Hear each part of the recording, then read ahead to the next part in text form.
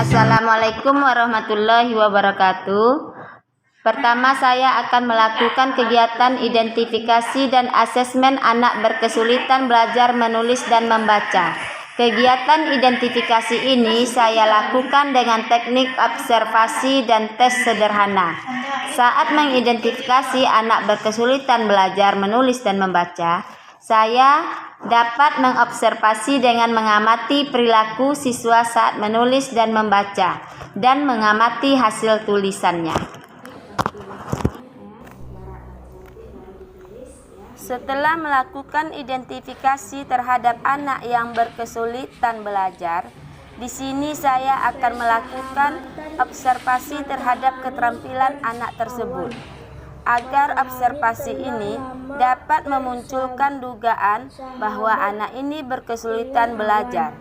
Nah, yang pertama, saya memberikan asesmen kepada anak tersebut, yang mana asesmen di sini saya gunakan tes sederhana untuk melatih keterampilan anak tersebut.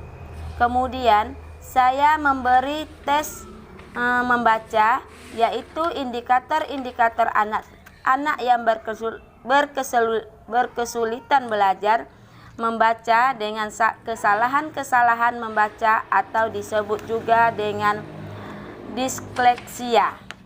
Yang kedua, saya memberikan tes matematika dengan indikator anak berkesulitan belajar menulis dengan kesalahan-kesalahan menulis atau disebut juga dengan disgrafia.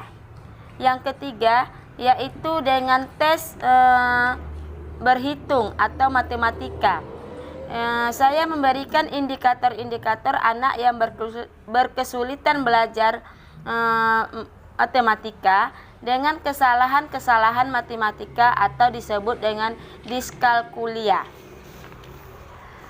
Dari hasil analisis indikator-indikator kesulitan membaca, saya dapat menyimpulkan bahwa Muhammad Furqon Arafi mengalami kesulitan membaca, yaitu penghilangan kata atau huruf. Yang kedua, penyelipan atau penambahan kata. Yang ketiga, pembalikan kata atau pembalikan huruf. 4. Kurang memperhatikan tanda baca. Yang kelima, ragu-ragu dalam membaca. Yang keenam, tersendat-sendat. Kemudian, dalam indikator menulis, Muhammad Furqon Arafi mengalami kesulitan menulis, yaitu salah dalam